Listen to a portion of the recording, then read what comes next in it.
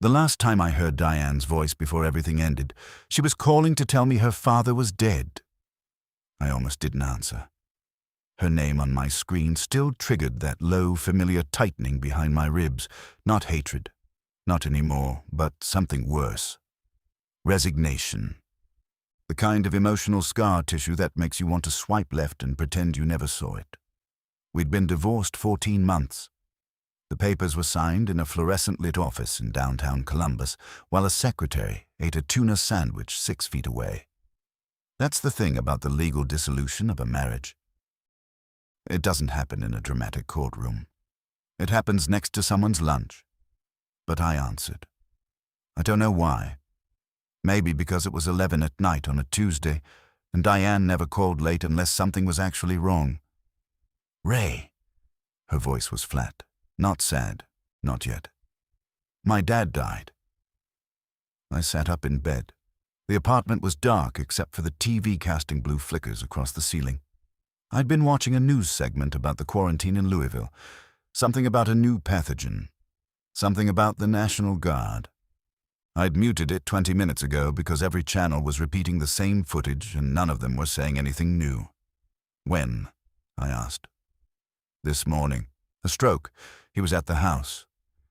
Gerald Welch. 71. Retired Army Corps of Engineers. A man who shook my hand exactly 4 times in the 7 years I was married to his daughter, and never once told me to call him anything other than Mr. Welch. He was a builder, a planner, a man who kept topographic maps pinned to his garage wall and owned more flashlights than any human being should reasonably possess. I'm sorry, Diane. I need to ask you something, and I need you to not be difficult about it. That was pure Diane. Even grief came with an operational directive. His house in Waynesburg, she said. You remember it? I remembered.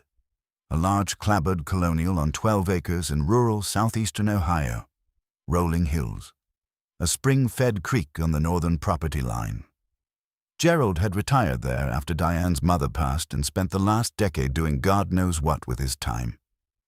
He built something under it, Ray. A bunker. A real one.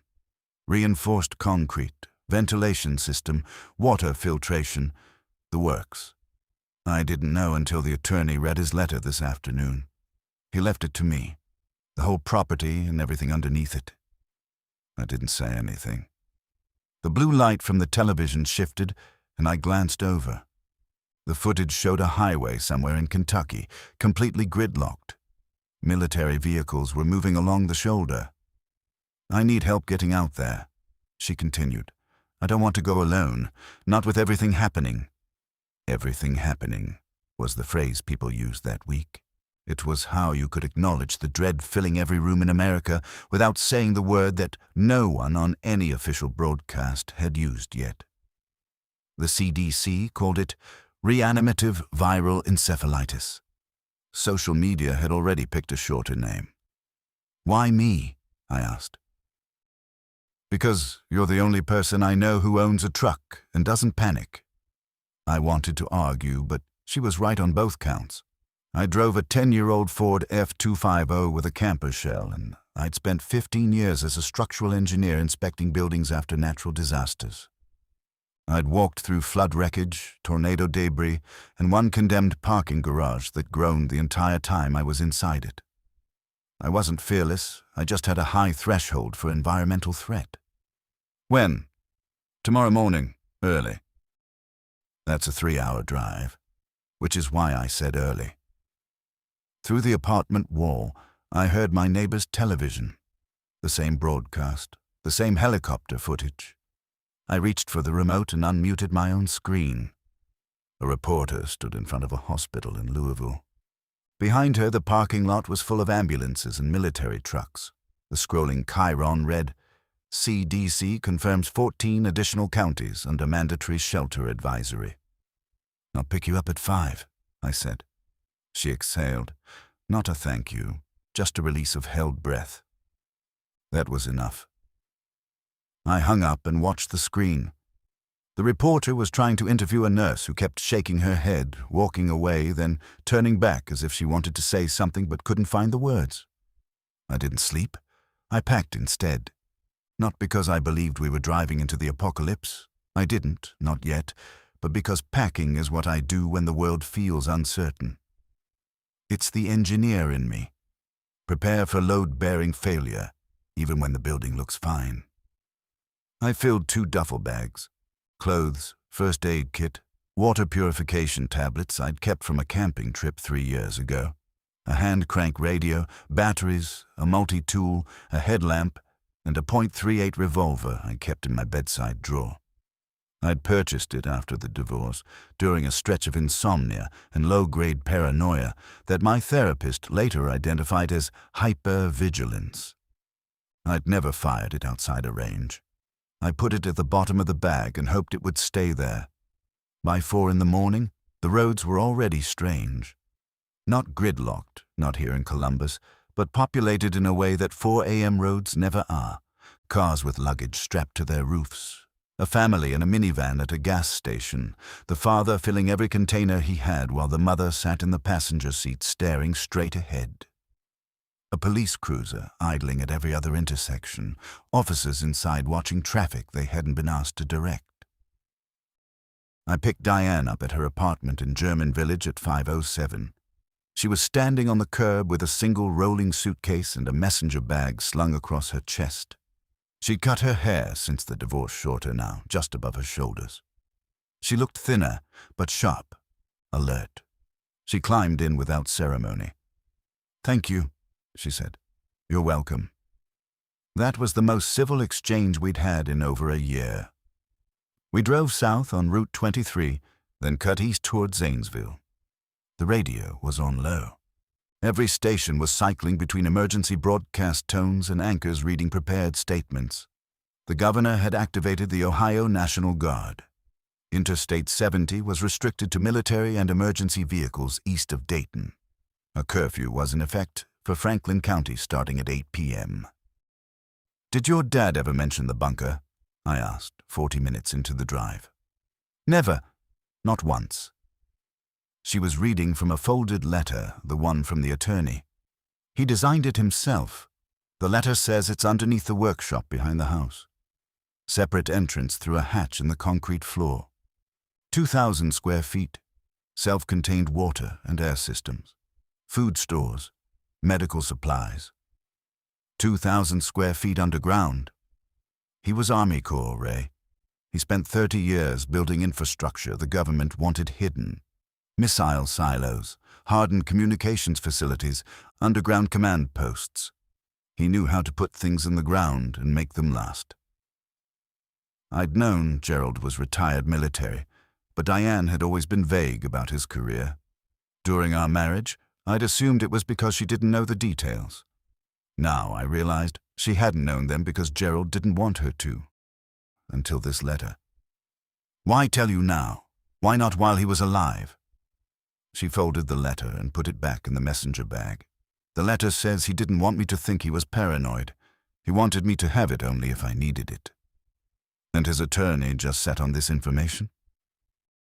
"His attorney is a 74-year-old man in Waynesburg who's been Gerald's friend since Vietnam. He was instructed to deliver the letter upon death. He followed orders. We passed a convoy of National Guard trucks heading west on Route 40. 8 vehicles, canvas covered. Soldiers in the cab of the lead truck, one of them barely old enough to shave. He looked at us as we passed. His expression wasn't reassuring. "Pull over at the next gas station," Diane said. "We filled up in Columbus." "Pull over anyway. If this is what I think it is, we won't see open gas stations much longer." I looked at her.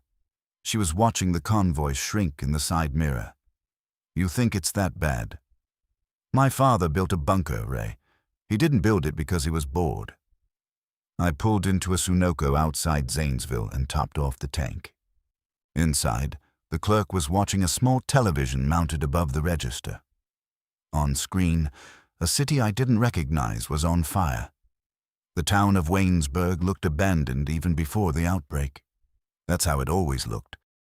a scattering of old houses and closed storefronts draped along a county road that nobody used as a throughway to anywhere.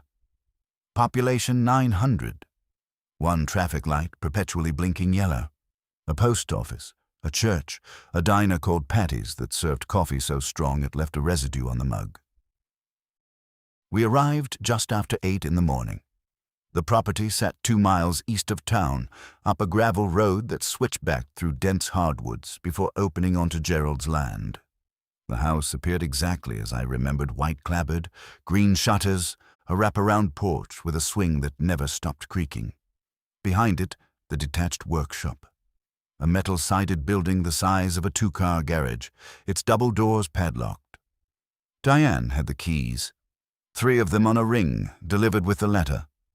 She moved with purpose toward the workshop while I stood in the driveway and listened. The property was quiet. Not peaceful quiet. Empty quiet. The kind of silence that exists when the birds have already left. The workshop interior was organized with military precision. Pegboards of tools, a central workbench. Shelving units bolted to the walls holding labeled bins of hardware. And in the back corner, partially concealed by a rolling tool cabinet, a steel hatch set into the concrete floor. It was 3 feet by 3 feet, secured with a combination lock. Diane knelt and turned the dial. The combination was written in Gerald's letter. The lock clicked open. She lifted the hatch and revealed a steel ladder descending into darkness. "Flashlight," she said. I handed her one from my bag. She clicked it on and went down first. I followed. The ladder dropped 12 feet into a corridor. Poured concrete walls, smooth and dry. LED strips mounted along the ceiling, currently off. Diane found a breaker panel on the wall and flipped the main switch. A generator somewhere hummed to life, not loud, more like a vibration felt in the soles of your boots. The LEDs flickered on, bathing the corridor in clean white light. The bunker was real, not a survivalist's fantasy, not a hole in the ground with canned beans and a shotgun. This was an engineered facility. The corridor ran 30 feet before opening into a central living area with a poured concrete ceiling 9 feet high. Ventilation ducts ran overhead, already circulating air through a filtration system I could hear cycling behind the walls. To the left, a kitchen space propane stove, stainless steel sink, water purifier mounted above the counter. To the right, 2 bunk rooms, each with 4 beds, wool blankets folded at the foot of each one. Beyond the living area, a storage room lined floor to ceiling with shelving. Canned food, freeze-dried meals, water jugs, medical supplies, batteries, clothing in vacuum-sealed bags, tools, fuel cans, and at least a dozen cases of ammunition beside a locked gun safe. "Jesus Christ, Gerald," I whispered. Diane stood in the center of the living space and turned slowly, taking it all in. Her eyes were wet, but she didn't cry. She pressed her palm flat against the concrete wall, and I understood the gesture. This was the last thing her father had made, his final act of protection, delivered from the grave. He knew, she said quietly, maybe not this specific thing, but he knew something was coming. I opened the storage room and started reading labels. The food supply was staggering enough for 8 people for at least 6 months, by my rough estimate. The water system drew from a deep well and ran through a 3-stage filtration process. A laminated instruction manual was mounted on the wall beside every major system. "This changes things," I said. "This changes everything." We stood there in Gerald's bunker, 2 people who'd failed at being married, surrounded by the final gift of a man who'd spent his life preparing for disasters. Above us, through 12 feet of earth and concrete, the world was changing in ways we hadn't yet understood. Down here, the air was clean and cool and carried the faint smell of new concrete and machine oil. We didn't know yet how much we'd need this place. That understanding would come fast. We went back to the house to bring in supplies from the truck and assess what Gerald had left above ground. The house itself was modest inside 3 bedrooms, a living room with a stone fireplace, a kitchen with hand pump backup on the well water. Gerald had prepared the surface property too, just not as elaborately. There were blackout curtains on every window, heavy-gauge locks on every door, a ham radio set up in the spare bedroom, already powered and tuned to an emergency frequency. It was on the radio that we heard the first real report. A man's voice, calm but hoarse, broadcasting from somewhere in West Virginia. If you are hearing this, do not travel to any population center. Charleston is gone. The bridges are down. Infected are on both banks of the Kanawha. If you are in a secure location, stay there. Do not attempt rescue. Repeat, do not attempt rescue. Diane and I looked at each other across Gerald's kitchen table. We need more people, she said. What? We can't hold this property with 2 people. If this gets as bad as that broadcast sounds, we need bodies. People who can take shifts, keep watch, share the load. I understood the logic. I didn't like it, but I understood it. Who? She already had her phone out. My cousin, Marcus. He's in Caldwell. That's 40 minutes south. He was a paramedic before his back injury. His girlfriend Tamara, she's with him. She's solid. Okay, and I want to call Nolan. The name hit different. Nolan Price was the reason our marriage had ended, not in the way people assume. Diane hadn't cheated with him, but their closeness during the last year of our marriage had created a rift I couldn't bridge. He was a colleague at her architecture firm, and their professional partnership had an intimacy that made our personal one feel redundant. Nothing physical, she'd always insisted. Just a connection I couldn't compete with. No, I said. Ray? Absolutely not. He's in Cambridge. That's 30 minutes away. He's a structural engineer, same as you. He's practical, he's strong, and he knows how to build and repair things. We need him. We need him or you need him. Her eyes hardened. Don't do that. Not now. The world is falling apart and you want to litigate our divorce? She was right, and I hated that she was right. I leaned back in the chair and stared at the ceiling. Call Marcus first, I said. We'll talk about Nolan after. Marcus answered on the second ring. The conversation was brief. He and Tamara had been watching the news for days and had already packed bags. He didn't ask questions when Diane mentioned the bunker. He just said, "We'll be there before noon." They arrived at 11:15.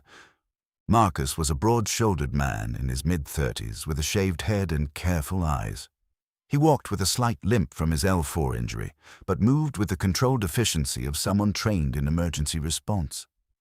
Tamara was smaller, quieter, with braided hair pulled back and a directness in her gaze that told me she'd already made her assessments of the situation and didn't need anyone to explain it to her. Marcus carried a medical bag that looked professionally stocked. Tamara carried a shotgun. "Pump action," she said, catching my glance. "My grandfather's. You know how to use it? Better than he did." I liked her immediately. We showed them the bunker. Marcus walked the space like he was evaluating an ER, checking sight lines, supply access, ventilation. He opened Gerald's medical supplies and let out a low whistle. This man was serious. There's surgical supplies in here, IV kits, antibiotics. Whoever built this expected casualties. Her father, I said. Marcus looked at Diane. Uncle Gerald did this? He never told anyone. Marcus shook his head slowly. Man always did keep his own counsel. By midday we had 4 people, a fortified property, and an underground shelter stocked for months. On the radio, the broadcasts were growing shorter and more desperate. A woman in Pennsylvania begging anyone listening to come get her children. A man in Indiana repeating GPS coordinates over and over. The cell networks went down at 1:47 p.m. Diane brought up Nolan again that afternoon. We were standing on the porch, watching the tree line. Marcus was inside mapping the bunker's layout on graph paper. Tamara was doing an inventory of the ammunition. Gerald had stored 4 rifles, 2 handguns, and enough rounds to supply a modest firefight. He called me before the phones went out, Diane said, not looking at me. He's alone in Cambridge. His family is in Oregon. He can't reach them. Diane. I'm not asking your permission, Ray. I'm telling you there's a useful person 30 minutes away who will die alone in an empty apartment if no one goes to get him. Then let him drive here himself. His car broke down last week. He's been taking the bus. Of course it had. The universe apparently wanted Nolan Price in my life with the same persistence Diane did. I stared at the gravel driveway and thought about the broadcasts we'd been hearing. The infected were spreading through population centers first, but rural areas wouldn't stay safe forever. Every road between here and Cambridge was a variable I couldn't control. I'll go, I said, but I'm going alone, and he rides in the truck bed. That's petty. That's my truck. She almost smiled. Almost. I drove to Cambridge in under 30 minutes, pushing the Ford harder than I should have on the county roads.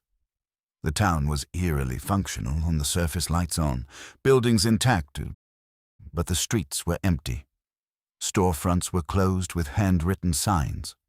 A few cars sat in parking lots with their doors open, as though the drivers had left in a hurry and walked. Nolan's apartment was above a hardware store on Wheeling Avenue. I pulled up and honked twice. He appeared in the second-floor window within seconds, then disappeared. 2 minutes later, he came through the street-level door with a backpack and a duffel bag. He was taller than I remembered, lean, with dark hair and the kind of angular face that photographs well. He looked at me through the truck window with an expression caught between gratitude and discomfort. "Ray, get in." He put his bags in the truck bed and climbed into the passenger seat. The cab smelled like his soap immediately. Cedar, something clean. I hated noticing. We drove in silence for 10 minutes before he spoke. "Thank you for coming." "Thank Diane. I know this is uncomfortable. What's uncomfortable is the end of civilization. This is just awkward." He went quiet again.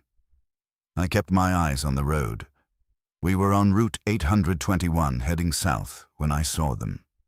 2 figures on the road shoulder, moving wrong. That's the only way to describe it. Their locomotion was fundamentally incorrect. One was a woman in a hospital gown, barefoot, walking with a lurching, disconnected stride as though her legs were receiving instructions from a damaged signal.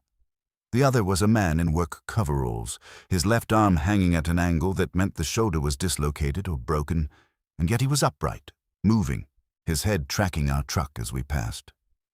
Nolan turned in his seat to watch them shrink in the mirror. Were those? Yes. How do you know? Because living people don't walk like that.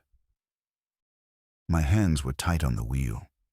That was the first time I saw them in person, the infected, the turned, whatever vocabulary you preferred. Television footage hadn't prepared me for the visceral wrongness of watching a human body move under the guidance of something that wasn't a functioning mind. It wasn't cinematic.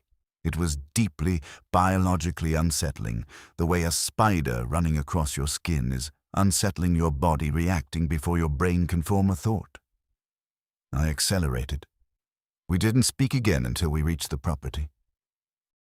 Nolan stepped out of the truck and looked at the house, the land, the workshop.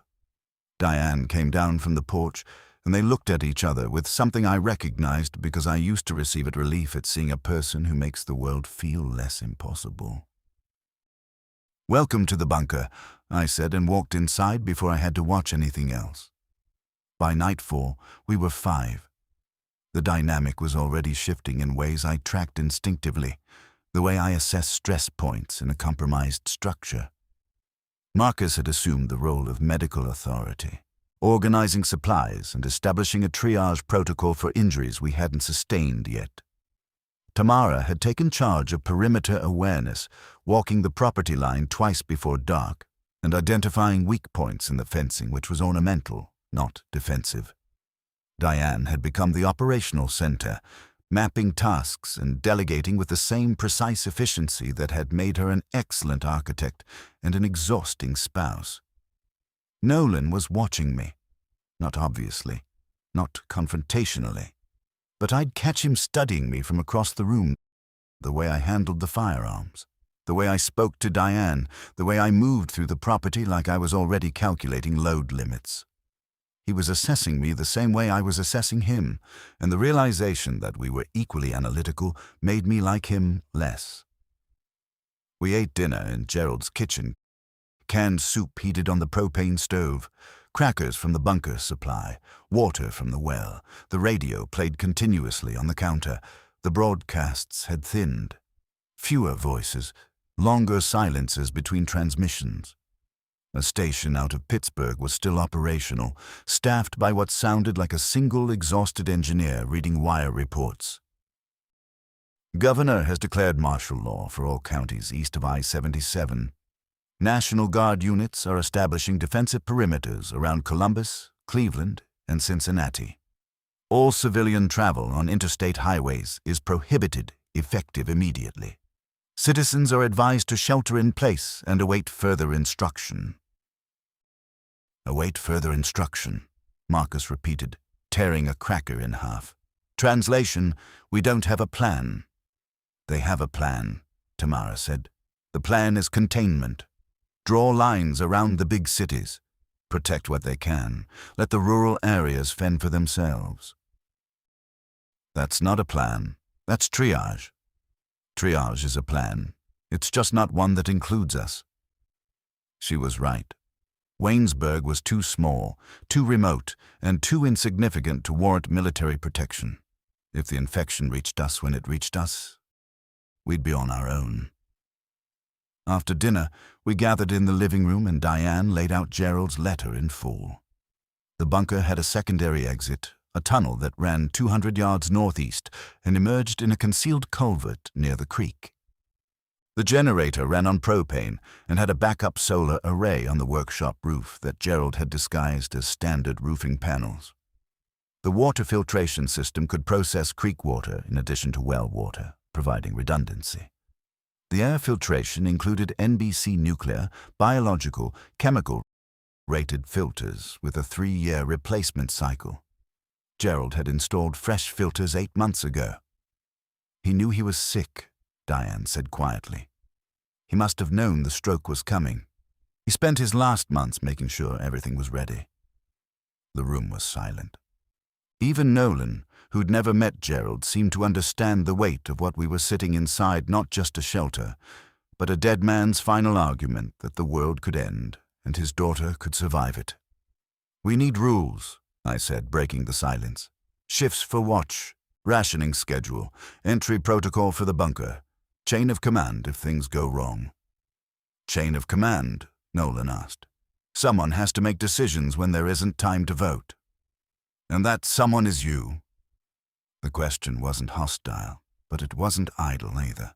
He was probing, testing the hierarchy before it solidified. It's whoever the group trusts, I said. I don't care about titles. I care about surviving. Diane cut in before Nolan could respond. We'll rotate leadership by situation. Medical decisions go through Marcus. Structural and defense through Ray. Resource management through me. Agreed? Everyone nodded. It was clean and logical. It was also the first time Diane and I had cooperated smoothly in over a year, and I saw Marcus register this with a subtle raise of his eyebrows. We set watches. I took first shift, midnight to 3. I sat on the porch with the .38 on my lap and stared into darkness so complete it felt like staring into the inside of my own chest. The first real test came on day 3. I was reinforcing the fence line along the southern boundary, replacing Gerald's decorative wire with heavier gauge fencing.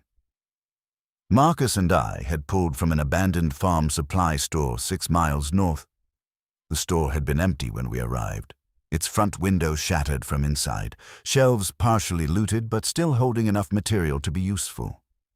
We'd loaded the truck bed with fencing, fence posts, wire cutters, and a roll of razor wire that Marcus spotted in the back storage area. We were working in sections, setting steel posts into the ground with a manual driver, when Tamara's voice came through the walkie-talkie. Gerald had left 6 of them, fully charged, on a shelf in the bunker. Contact, West Tree Line, 2 figures, moving east toward the house. I dropped the post driver and pulled the walkie from my belt. Description: 1 male, 1 female. The male is moving with a limp injury, not infection gait. The female is supporting him. They look human. Repeat, they look human. Marcus and I moved to intercept. We came around the north side of the house and saw them at the edge of the clearing, a couple, both mid-40s, both filthy and exhausted. The man had a blood-soaked bandage around his left calf. The woman was holding him upright with one arm and carrying a plastic grocery bag in the other. They saw us and stopped. "Please," the woman said. "We've been walking since yesterday. He's hurt. It's not a bite. He cut his leg on a fence. Please." Marcus looked at me. I looked at the couple. Decision time, the kind that doesn't wait for committee review. "What's your name?" I asked. "Ellen Pruitt. This is my husband, Craig. We were in Summerfield. Our house there were 3 of them in our yard when we woke up. We went out the back and just started walking.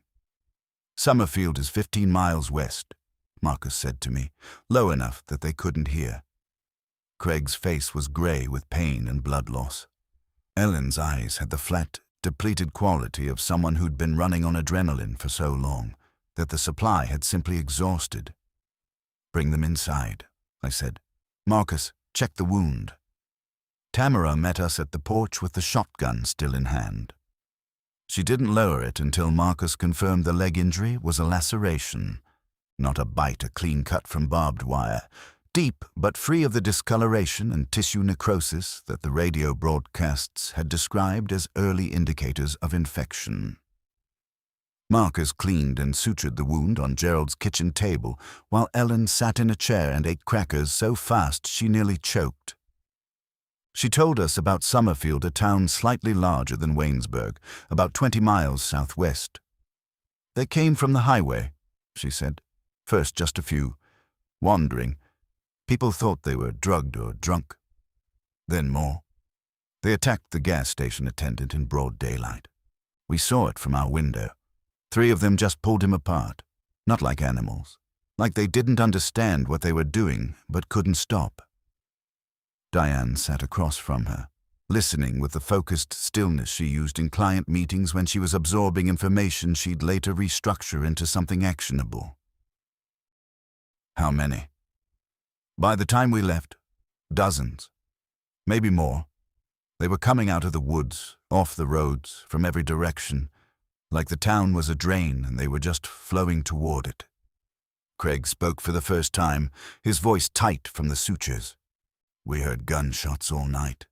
Neighbors shooting from their porches. By morning, the shooting had stopped." The room absorbed that. "You're welcome to stay," Diane said, and I noticed she said it without consulting me or anyone else. Not a power grab, just the instinct of someone who understood that turning away 2 survivors would cost us more in humanity than it saved in resources. Ellen started crying.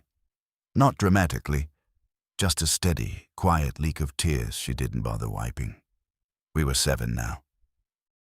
Craig healed fast. He was a former construction foreman, thick hands, practical mind, the kind of man who looked at a problem and immediately started listing materials needed to fix it. Within 2 days, he was on his feet, helping me finish the fence line with the efficiency that made the work go twice as fast. Ellen turned out to be a former high school biology teacher, and her understanding of viral pathology, basic as she admitted it, gave us our first structured framework for understanding the infection. She sat at the kitchen table with a notebook and compiled everything we'd heard on the radio, organizing it into categories: transmission vectors, incubation period, behavioral characteristics, environmental factors. "From what we know," she told us on the evening of day 5, all 7 of us gathered in the living room, "transmission is through fluid exchange, bites primarily, Scratches if they break skin deep enough for blood contact. Airborne transmission hasn't been confirmed by any source I've heard. Incubation seems to be between 4 and 12 hours. Behavioral change is the first indicator. Confusion, aggression, loss of speech. Full motor takeover follows within hours. Motor takeover, Nolan repeated. The virus doesn't kill its host, not initially. It hijacks the motor functions. The body keeps moving, but the person, the consciousness, the identity, appears to stop. Everything we've heard suggests the infected don't recognize people, don't respond to communication, and don't demonstrate self-preservation instincts. They don't avoid danger, Craig asked. They walk through fire, off ledges, into water. They don't eat, don't sleep, and don't seem to feel pain. The body deteriorates, but it keeps moving until the structural damage is too severe for locomotion. How do you stop them? Tamara asked, and the directness of the question landed hard. Ellen set down her pen. Severe head trauma. That's consistent across every report. Destroy the brain, the body stops. Everything else, chest wounds, limb damage, even spinal injury doesn't seem to terminate them. The room was quiet. I looked at the faces around me and saw the same calculation happening behind every set of eyes. The mental shift from thinking of the infected as sick people to thinking of them as mechanisms that required a specific input to halt. That shift is where something inside you changes permanently. The next morning, I walked the entire perimeter with Tamara. She'd become my primary partner in security assessment, direct, observant, and utterly without sentiment when it came to identifying vulnerabilities. The fence will slow them, but not stop them, she said, running her hand along the new wire. They don't feel pain, so razor wire is a delay tactic, not a barrier. If a group of them hit this fence at the same point, their combined weight will pull the posts. What do you recommend? Trenching. A 3-foot trench around the property perimeter, lined with sharpened stakes.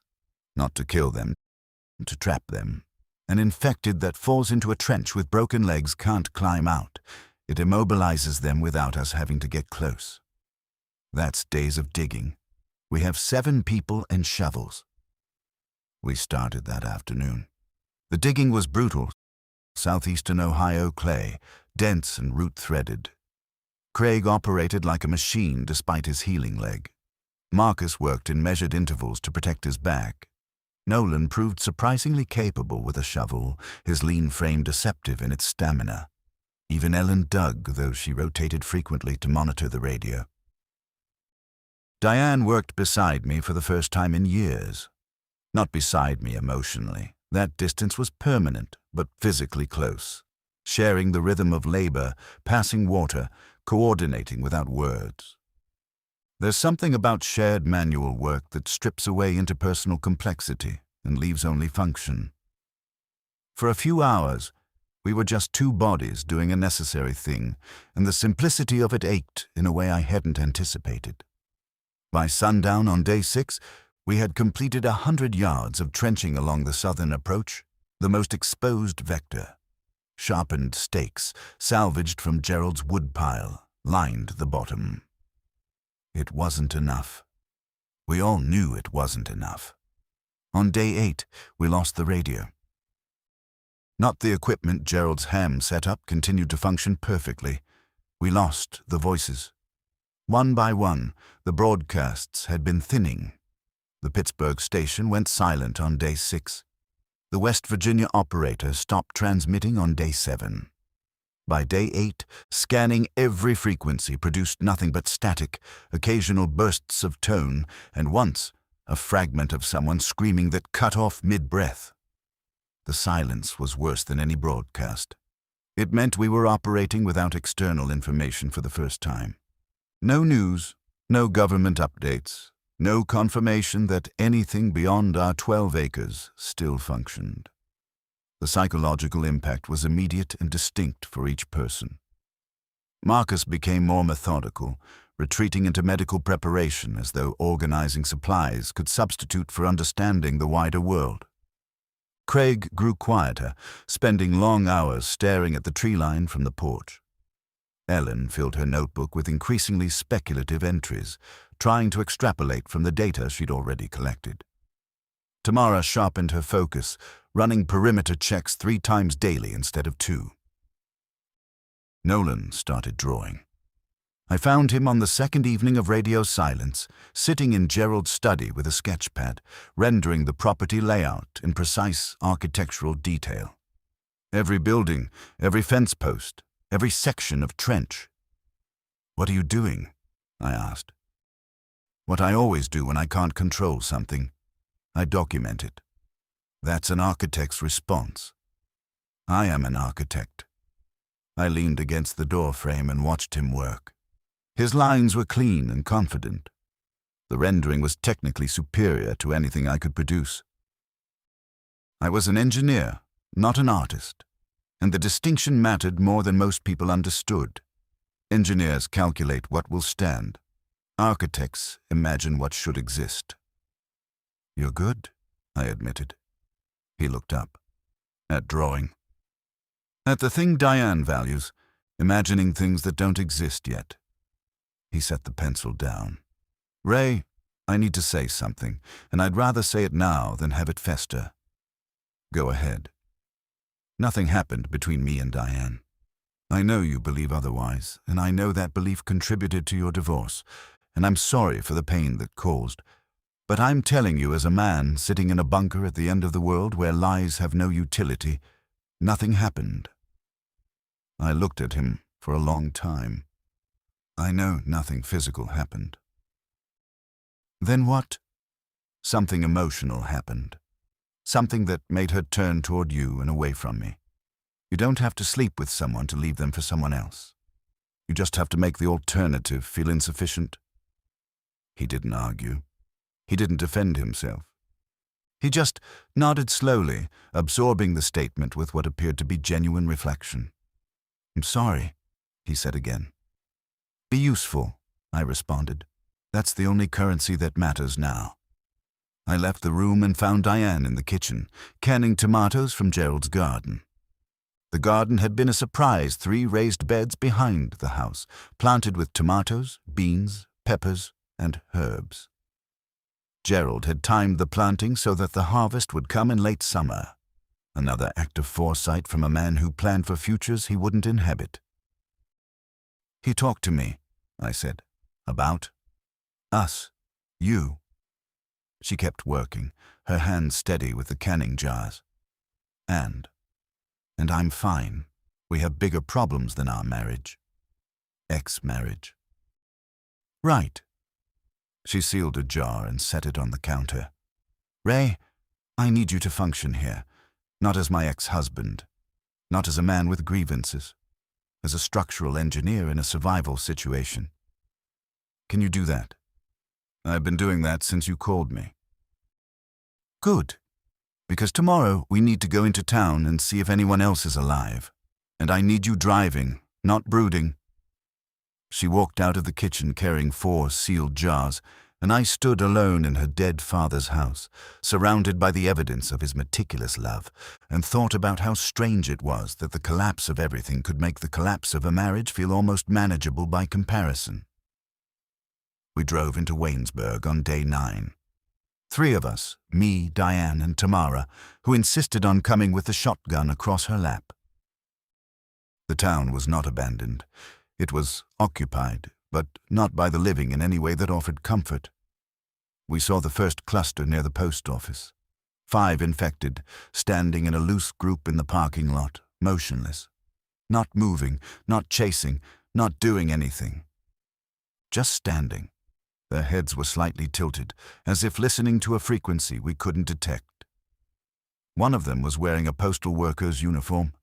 Another was a child maybe 10 years old in a soccer jersey. "Don't stop," Tamara said from the back seat.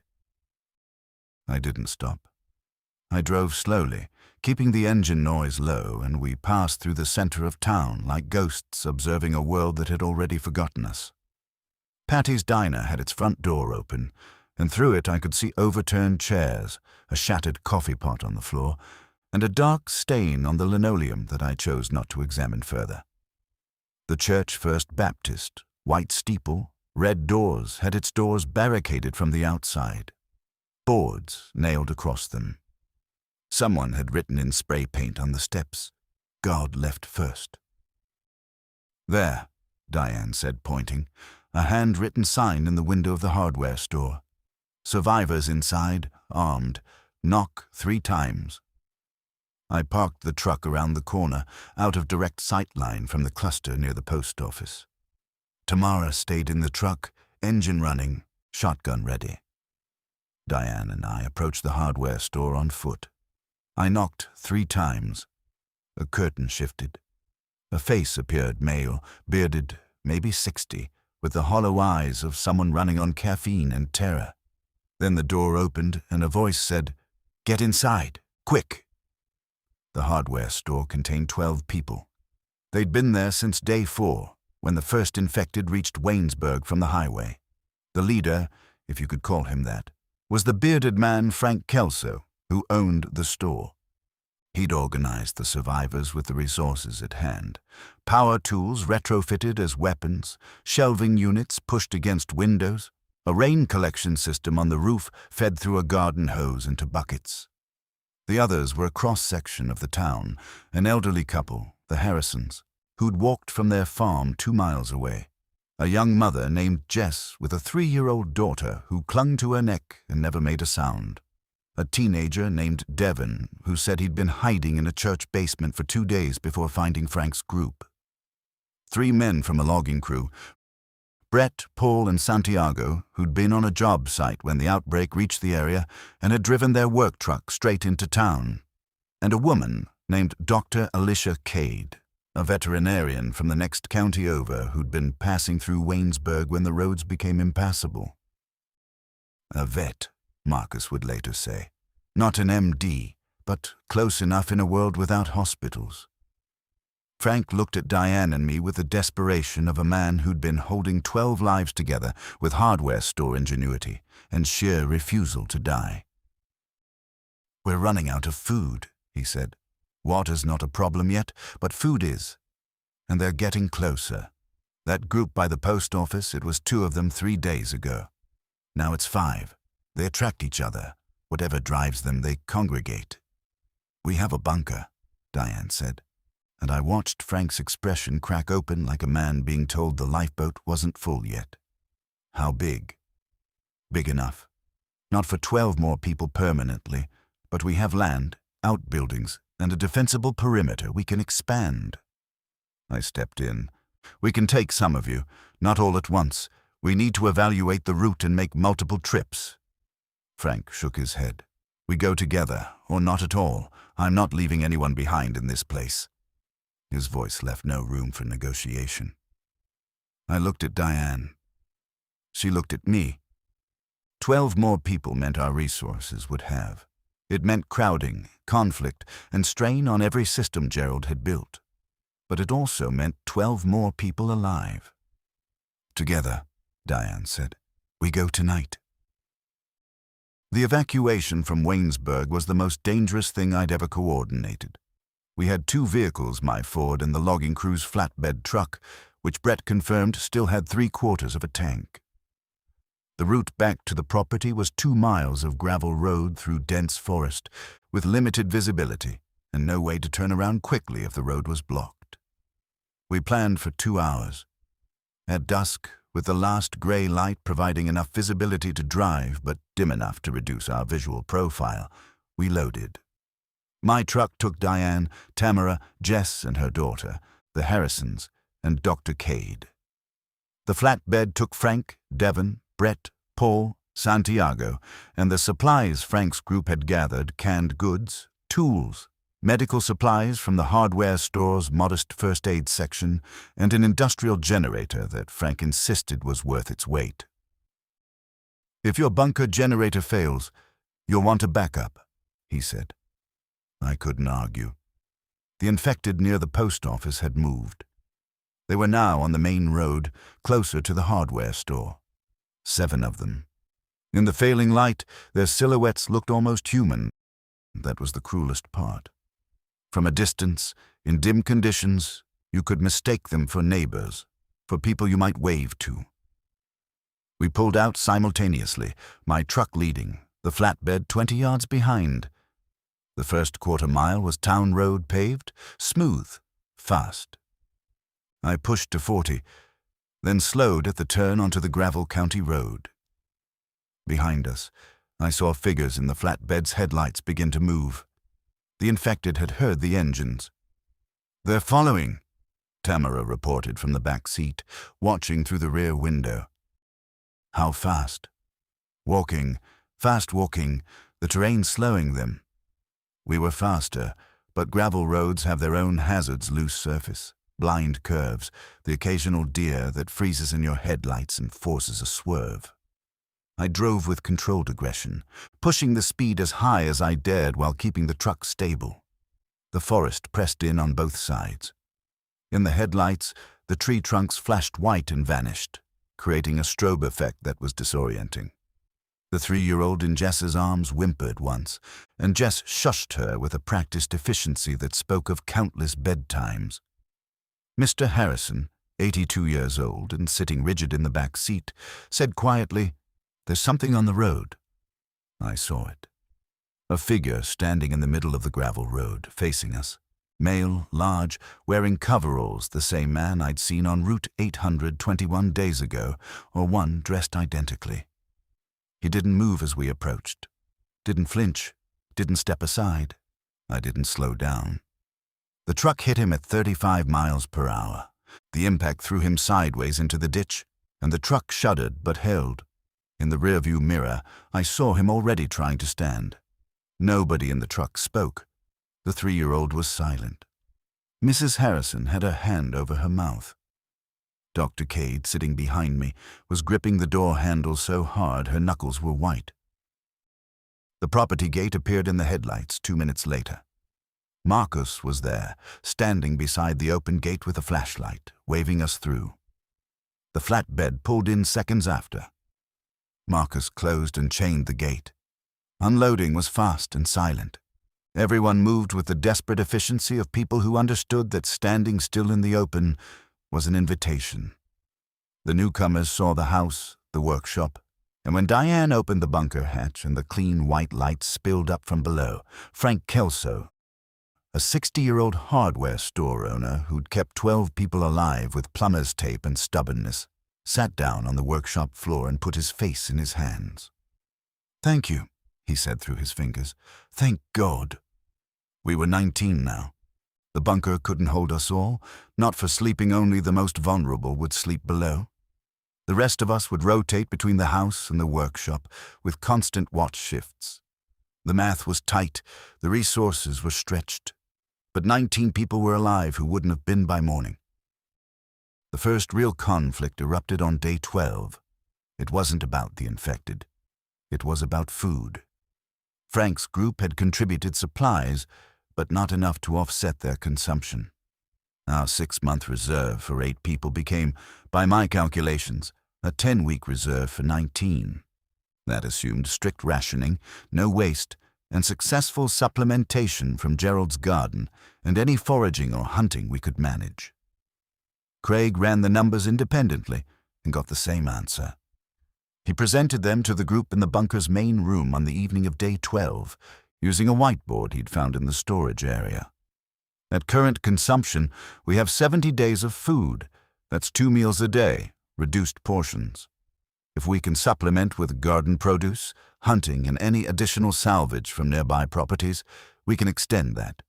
But we need to be honest about the math. Honest about the math means some people eat less, Brett said. He was the largest of the 3 loggers, 6'4", broad, with the metabolism of a man who'd spent his career in physical labor. Honest about the math means everyone eats less, Craig corrected. Easy to say when you've been eating from this bunker for 12 days. Some of us just got here. The temperature in the room shifted. I could feel the lines forming the original group on one side, Frank's survivors on the other. Not hostile yet, but the geometry of resentment was taking shape. Tamara cut through it. Nobody owns the food. Nobody earned the food. A dead man built this place and left it for his daughter. His daughter opened it to all of us. If anyone here has a problem with equal rationing, they're welcome to take their share and walk back to town." The room went quiet. Brett held her gaze for a long moment, then looked away. "Equal rationing," Frank said, placing his authority behind the decision. 2 meals a day. Same portions for everyone except the child. She eats 3 times. Jess nodded, pulling her daughter closer. The crisis was diffused, but not resolved. Resentment doesn't disappear when you silence it, it just burrows. That night, I found Diane in the tunnel, the secondary exit. Gerald's escape route was a concrete passage barely wide enough for 2 people to walk abreast, running northeast to the creek culvert. She was sitting on the floor, halfway down, her back against the wall, a flashlight beside her. "Are you okay?" I asked. "I'm deciding something." About whether I'm the leader here or not." I sat down across from her, the concrete cold through my jeans. "You don't have to be." "Yes, I do. This is my property, my father's bunker, my name on the deed. Everyone here is here because I opened the door. That makes me responsible, whether I want it or not. Leadership doesn't mean responsibility for everything. It means responsibility for the things that go wrong, the rationing fight today that's going to get worse. 19 people in a space designed for 8. Strangers with different priorities, different fears, different breaking points. What are you deciding specifically?" She looked at me in the tunnel's half-light. "Whether to cap our numbers, close the gate, turn away anyone else who comes." The weight of that decision sat between us in the concrete passage. "If more survivors come," I started. "If more survivors come, the math breaks further. We can't save everyone, Ray. At some point, saving more people becomes killing the people we already have." That's a hard line. It's a survival line. My father understood that. He built this place for a specific number of people with specific resources for a specific duration. Every person beyond that number shortens everyone's timeline. I wanted to argue. I wanted to be the person who said we take everyone. We find a way. We don't abandon people. But the engineer in me understood what she was saying. Structures have load limits. Exceed them and everything collapses. "You make the call," I said. "I'll support it." She nodded, picked up the flashlight, and walked back toward the bunker. I stayed in the tunnel alone, listening to the faint whisper of air through the ventilation system, and wondered what kind of person I'd be by the time this was over. Day 15 brought the horde. I don't use that word casually. I use it because no other word captures the scale of what emerged from the tree line at dawn. I was on watch porch chair, binoculars, coffee from the last of the fresh grounds Marcus had rationed. The morning was cool and overcast, the kind of gray Ohio sky that flattens everything into a single plane of muted color. I lifted the binoculars to check the southern fence line and saw movement. Not 2, not 7, not a cluster, a wave. They came from the south in a loose formation that stretched across the width of the clearing and disappeared into the trees on both flanks. 40, 50, perhaps more. I stopped counting at 30 because accuracy became irrelevant. What mattered was volume. They moved at that terrible, lurching pace, their bodies in various states of deterioration. Some in clothes I recognized as belonging to professions: a UPS driver, a nurse, a man in a business suit missing one shoe. They were the population of a small town, redistributed across the landscape in a slow-moving tide. I keyed the walkie-talkie.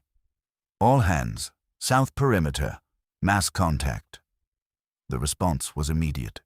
Within 90 seconds, every able person was either at a window, on the porch, or positioned at one of the defensive points we'd established.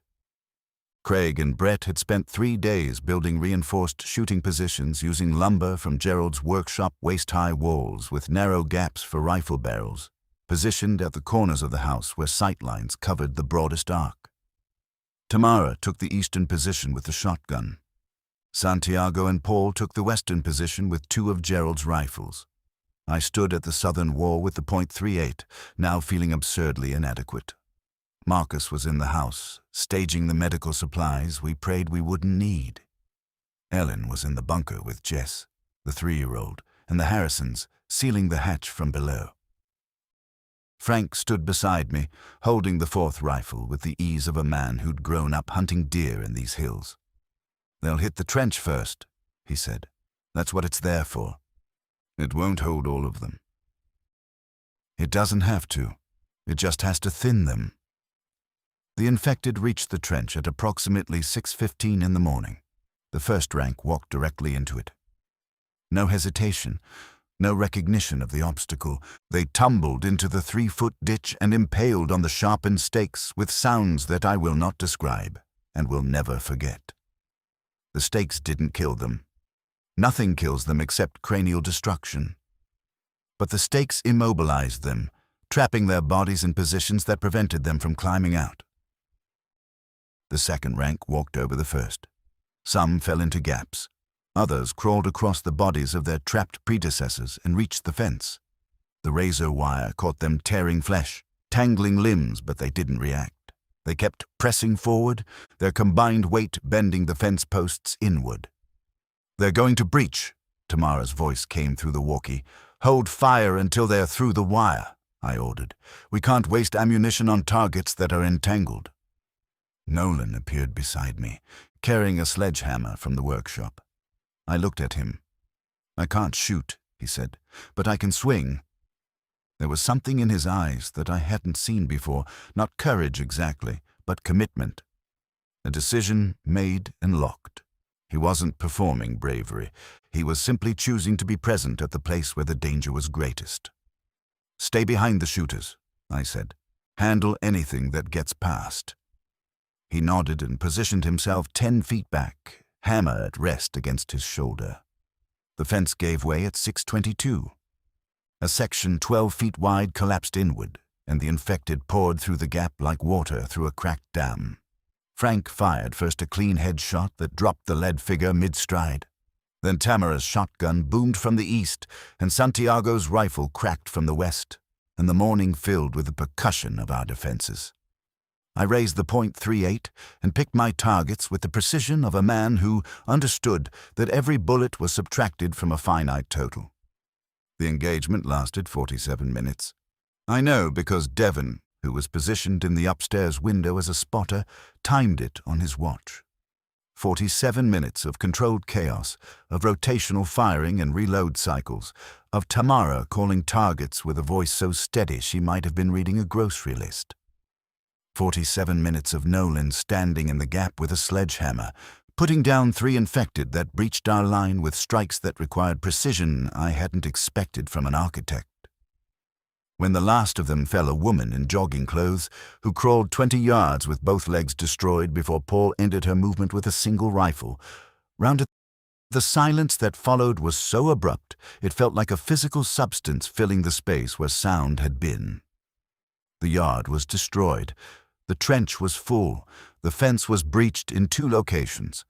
38 bodies lay in various positions across the property, and the smell, the sweetly chemical wrongness of infected tissue exposed to air, settled over everything. I leaned against the shooting wall and realized my hands were shaking, not from fear, from the sustained adrenaline dump of 47 minutes of precise, consequential action. Every pull of the trigger had been a calculation. Distance, angle, ammunition remaining, next target. My brain had operated like a machine, and now the machine was shutting down and the human underneath was trembling. Marcus came out of the house with his medical bag. Injuries. Santiago caught a splinter from the shooting wall, Craig reported. Nothing else. Nobody was touched. Nobody made contact. A chorus of negatives. Marcus moved through the group anyway, checking hands, arms, faces, looking for the scratch or cut that someone might not have noticed in the chaos. Dr. Cade joined him, working with the same systematic calm. She'd spent the fight in the house, treating Mrs. Harrison for a panic attack and keeping Jess's daughter distracted with a picture book. Now she was in the field, her veterinary training translating seamlessly to human triage. "We need to dispose of the bodies," Frank said, already thinking ahead. "That smell will attract more of them." "Burn or bury?" Craig asked. "Burn. Faster. Less contact." We built a pyre that afternoon. Not in the yard too close to the house, but in the north pasture, 200 yards from any structure. The loggers knew how to build a fire that would consume organic material efficiently. Brett and Paul constructed a lattice of green wood that would burn slow and hot, and we transported the bodies using a tarp-dragged sled system that minimized contact. Nobody spoke during the work. Not because we were overcome with emotion, but because the task required a kind of psychological dissociation that speech would have disrupted. We were moving bodies that had been people that still wore the clothes and wedding rings and ID badges of the lives they'd lived before the virus took their minds and sent their shells wandering. To think about that while doing the work was to risk a kind of internal collapse that none of us could afford. The pyre burned through the night. I watched it from the porch during my shift, a column of greasy smoke rising into the overcast sky, carrying with it the remains of people whose names I'd never know and whose families, if they still existed, would never learn what happened to them. Diane sat beside me for part of my watch. She didn't speak for a long time. 18 rounds, she finally said. "I counted your shots from the house. You fired 18 rounds and you hit every one. I missed twice. You hit 16 out of 18. That's remarkable." "That's engineering. Calculate, execute, adjust. That's not what it is, and you know it." She was right. What it was, underneath the mechanics, was the discovery that I was capable of ending human-shaped things with focused, efficient precision, and that some part of me was not horrified by this capability. That part of me, the part that calculated and executed without moral interference, frightened me more than the horde had. "I'm going to check the perimeter," I said, and stood up before she could say anything else. We rebuilt the fence in 2 days. Stronger this time, double posts, cross-braced, with the razor wire mounted at a downward angle to catch anything pressing against it.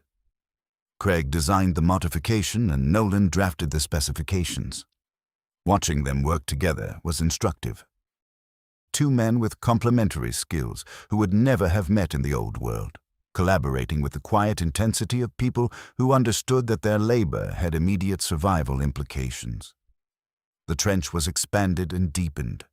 Sharpened stakes were replaced. A second line of defense was added, a series of noise traps using cans and wire that would alert us to approach from any direction before visual contact. But the real change was psychological.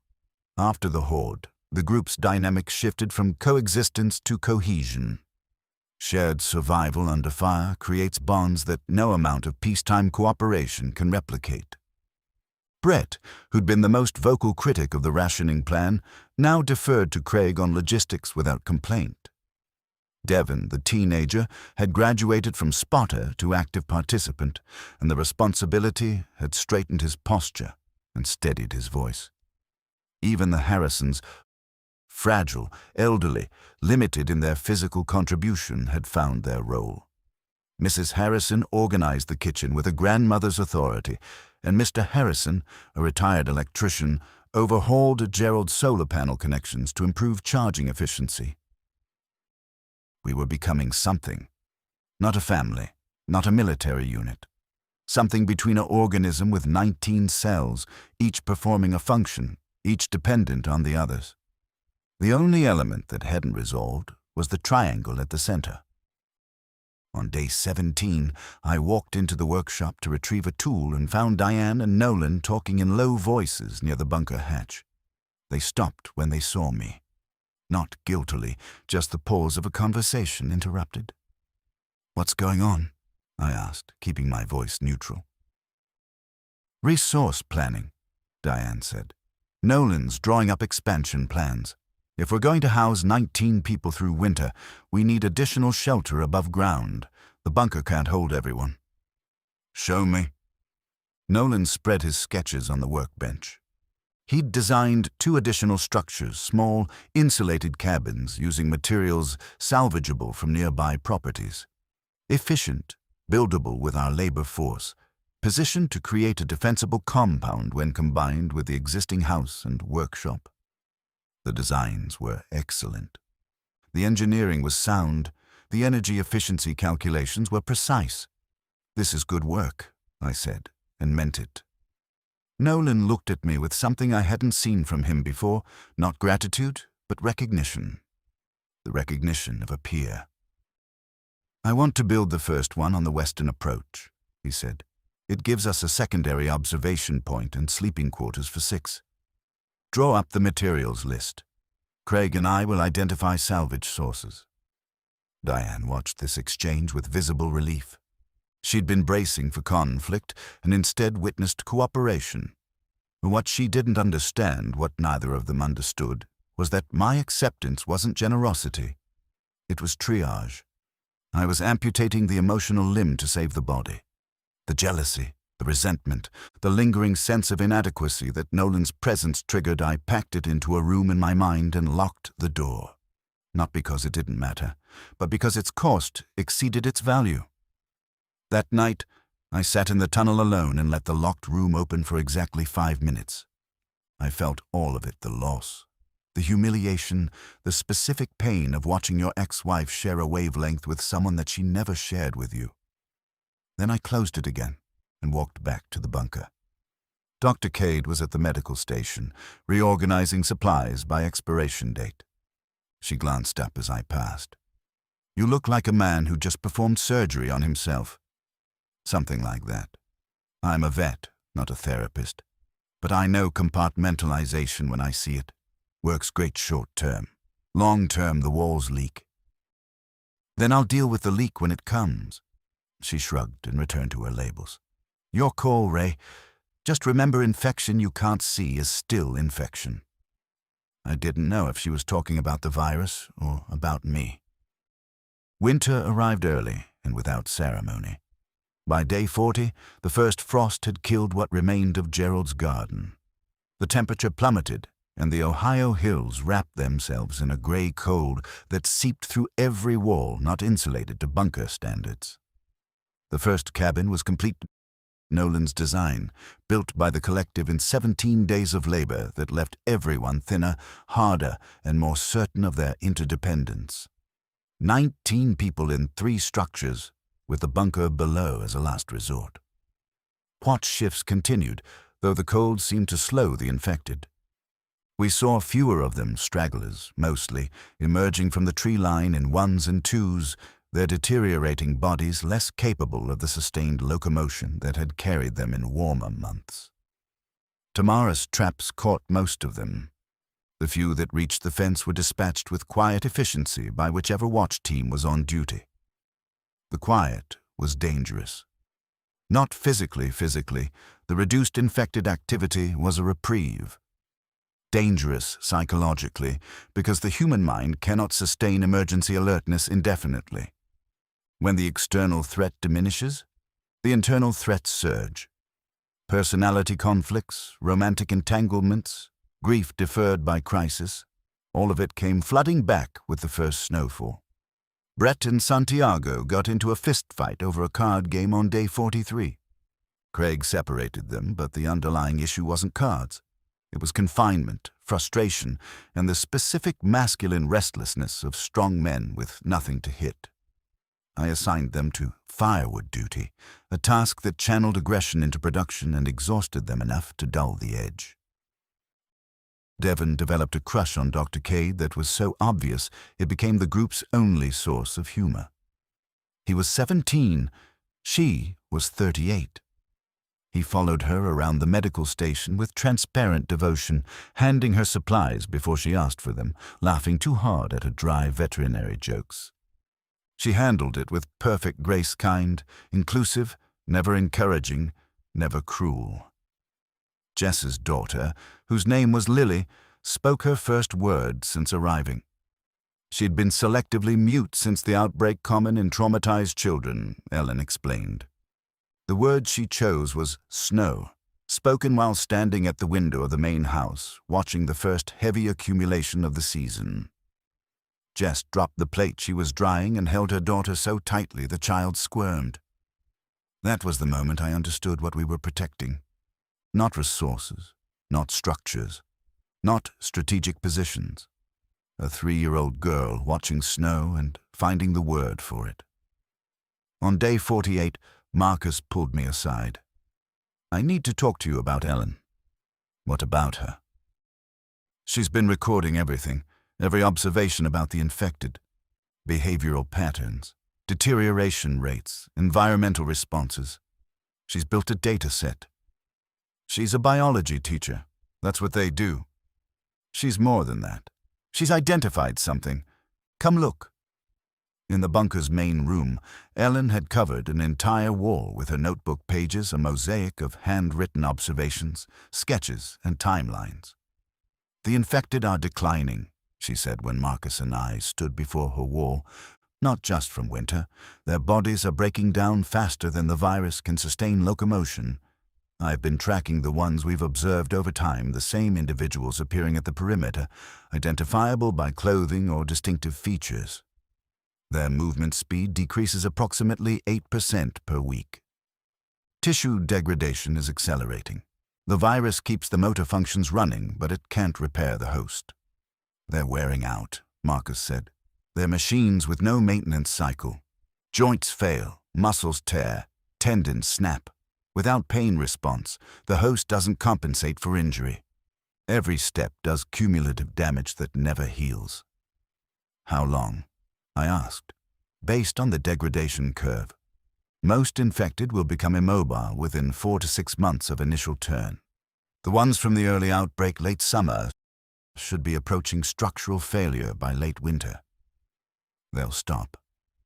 They'll fall apart." The room went silent as the implications settled. We didn't need to fight forever. We needed to outlast them. Gerald's bunker wasn't just a shelter. It was a clock ticking down the lifespan of the enemy. The knowledge changed everything. Ellen presented her findings to the full group on day 50. The reactions ranged from cautious optimism to outright disbelief. Frank, ever the pragmatist, asked her to show her data, and she walked the group through 2 hours of observations, measurements, and projections with the methodical patience of a teacher who understood that learning requires evidence. By the end, even Brett was nodding. "So we wait them out," he said. "We endure," Ellen corrected. "Waiting implies passivity. We continue to defend, ration, maintain, and build. But we do so with the understanding that this is not permanent. The infected are on a timer. We are not. That distinction between the temporary nature of their threat and the renewable nature of our survival became the philosophical foundation of the group from that point forward. It informed every decision, every resource allocation, every interpersonal negotiation. We built the second cabin. We expanded the garden beds with cold frames that extended the growing season into December. Craig and Frank designed a rainwater collection system that supplemented the well during heavy rains. Paul, the quietest of the loggers, turned out to be an accomplished hunter and began bringing in small game, rabbits, squirrels, the occasional deer that diversified our diet and relieved pressure on the stored food supply. Nolan and I developed a working relationship that I hadn't thought possible. He designed. I engineered. He imagined. I calculated. The creative tension that had destroyed my marriage became productive when applied to physical structures instead of emotional ones. We didn't become friends. That word implies a warmth neither of us manufactured, but we became collaborators. And in a survival context, that was worth more. Diane noticed. She didn't comment, but I saw her watching us work, and her expression carried something I interpreted as complicated relief, glad we weren't in conflict, uncertain what it meant that we weren't.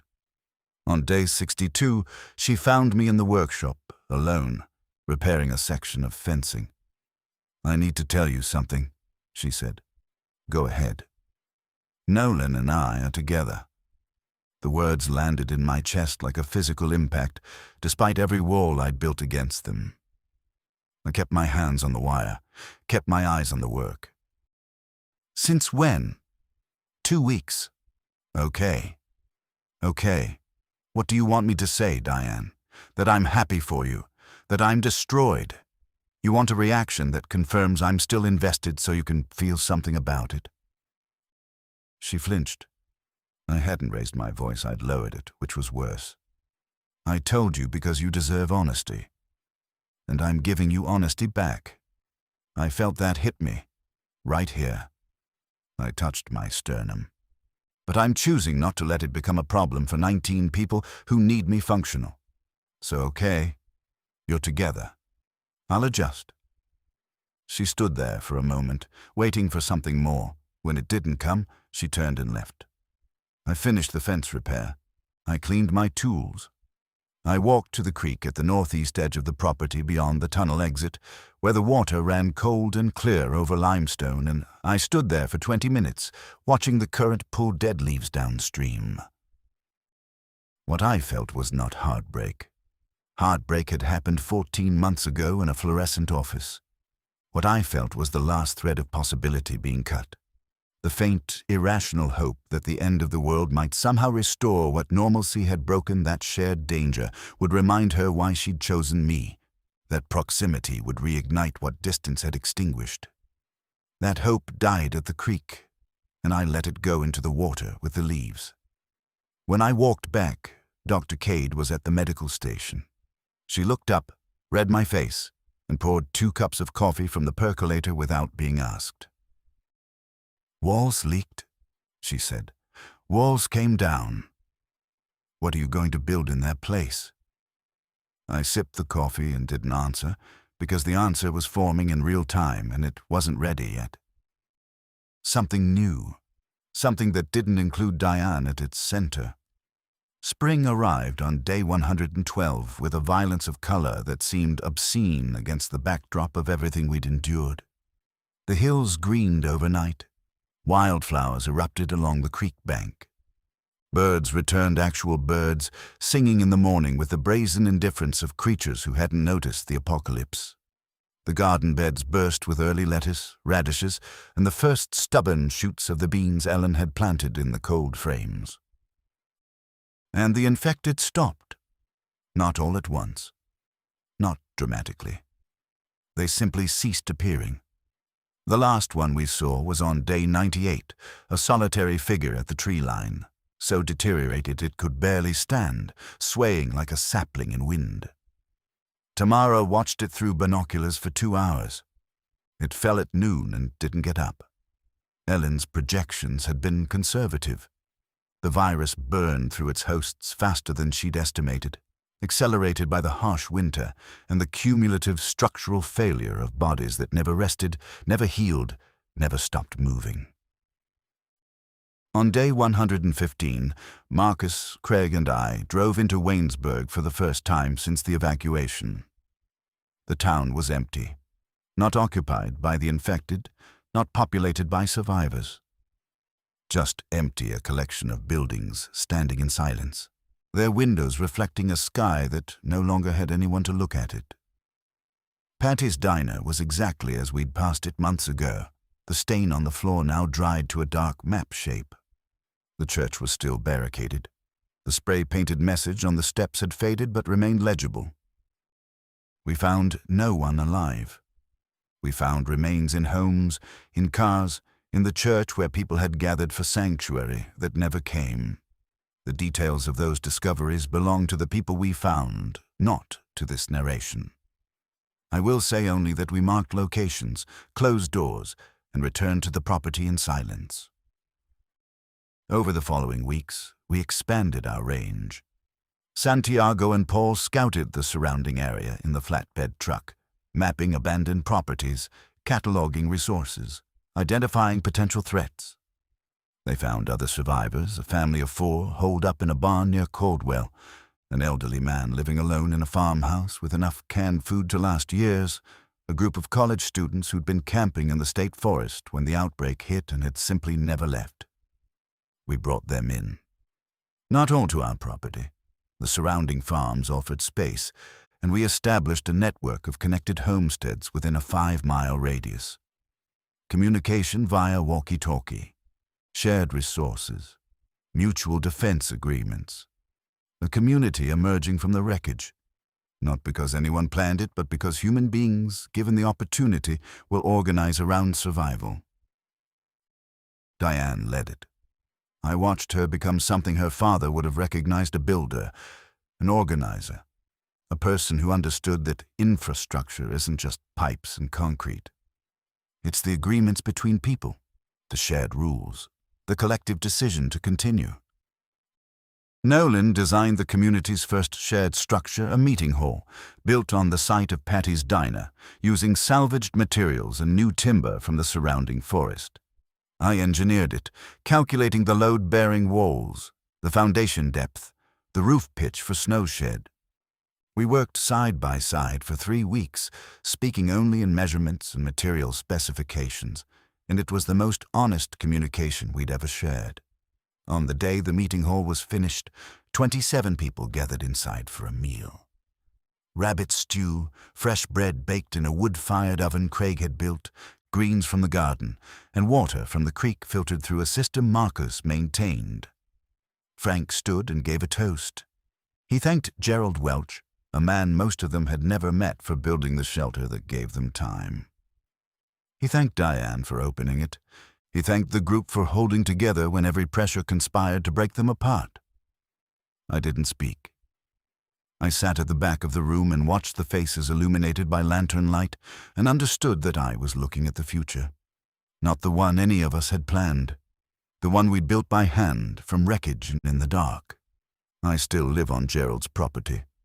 The bunker is a storage facility, now its shelves restocked, its systems maintained, its purpose shifted from shelter to safeguard.